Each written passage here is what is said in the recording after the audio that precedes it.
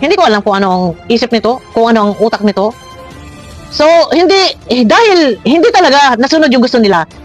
At si Kuya Bal, kumbaga parang mas kami yung pinakinggan. Pero ito na naman. Magtatayo daw ng landing pad sa Kapalonga. At sa pamumuno ni Direk Nualsa, pakikorek, totoo ba? Sa pamumuno din ni Miss Yang,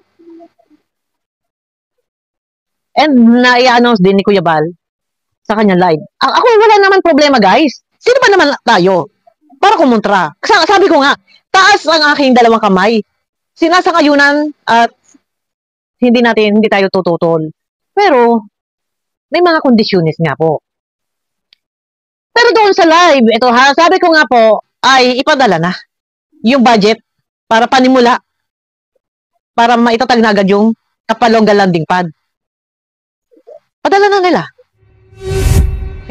Siguro maiwasan. Sana ay may ibang reactor pa rin na makapag-reaction dito nang sa ganun hanggang sa makarating kay Beyonce. Siguro na may napaalalahanan na sila ni Kalinga Prab na sa personal patungkol sa mga bagay na ito. Pero ito nga po at nakakarating po sa atin ang mga ganitong video at mga ganitong comment.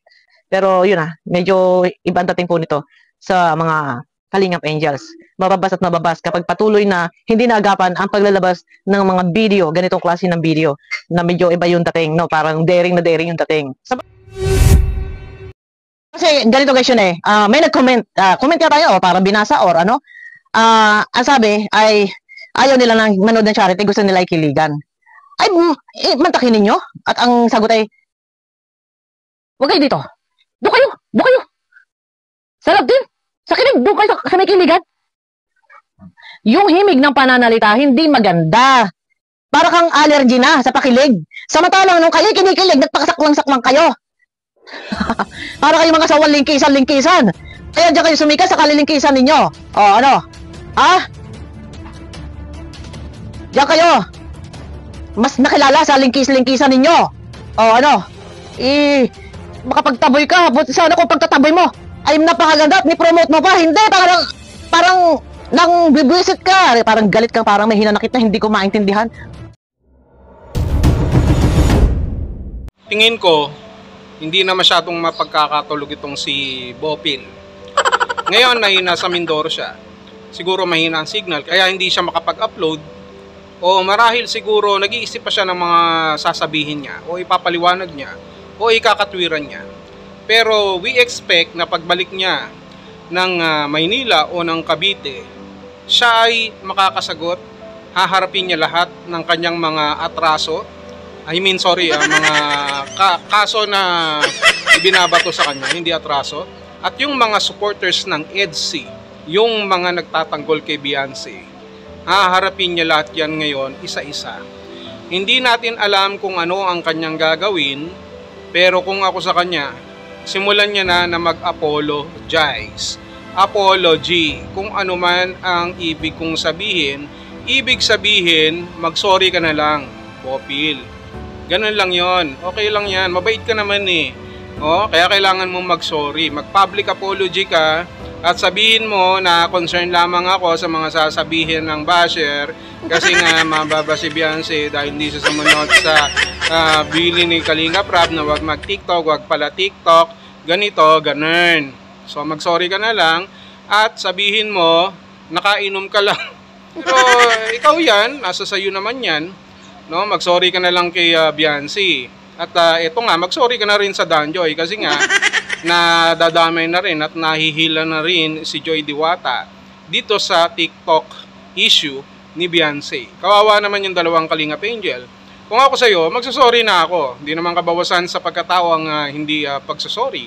No? Pero kung ayaw mag-sorry at pinaninindigan mo na tama yung sinabi mo, ikaw bahala dyan.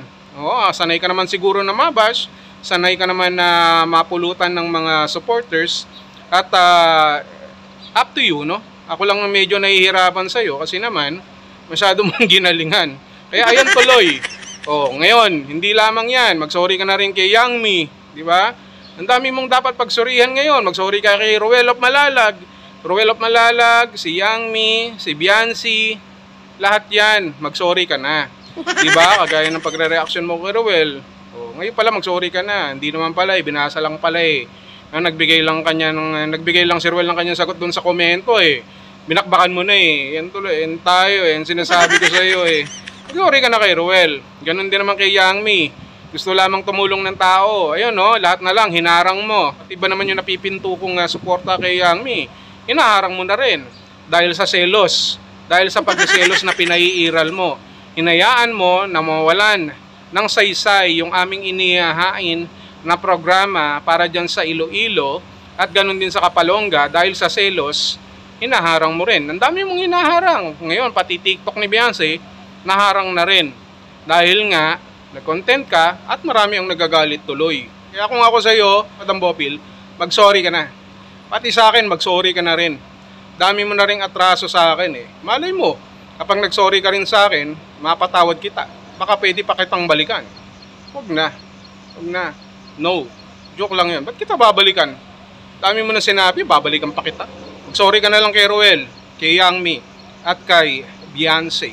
Wala na akong masisay. Ipaliwanag mong lahat yan pagbalik mo ng Cavite. At galing-galingan mo. Konti pa.